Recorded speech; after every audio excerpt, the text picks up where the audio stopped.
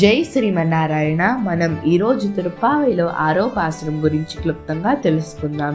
புள்ளும் சிலும் வினகான் புல்லரையன் கோயிலில் வெள்ளை விழிசிங்கின் பேரரவம் கேட்டிலையோ பிள்ளாய் எழுந்திராய் பைமலை நஞ்சுண்டு கள்ளச்சகடம் கலக்கழியக்க ஆலோச்சி வெள்ளத்தரவில் துயில மறந்த வித்தினை உள்ளத்து கொண்டு முனிவர்களும் யோகிகளும் மெல்ல எழுந்தறியந்த பேரரవం ఉల్లం పుగుందు కుళిరిందేలో రెంబావాయ్.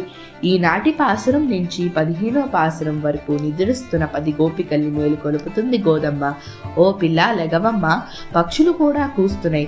గరుడ వాహన రూఢుడైన శ్రీమన్నారాయణమూర్తి సన్నిధిలో శంఖం కూడా పెద్దగా ధ్వనిస్తుంది.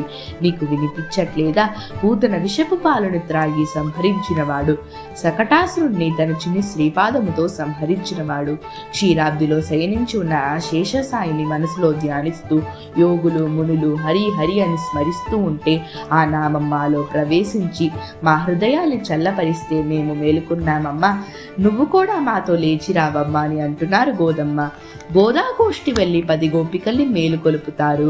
పక్షులు ఆచార్యుల్ని సూచిస్తాయి. ఆచార్యుల జ్ఞానం ఒక రెక్క, అనుష్ఠానం ఇంకొక రెక్క. అందుకే ఆచార్యులు పక్షులుగా ఉండి మనకి శ్రీ సూక్తులు ప్రసాదిస్తారు. ఈరోజు గోదమ్మ గోపికని సంబోధించడానికి పిల్లాయ్ అనే నామాన్ని అనింది. నామ సంకీర్తనలో భాగంగా గోదమ్మ హరి అనే నామాన్ని అనింది.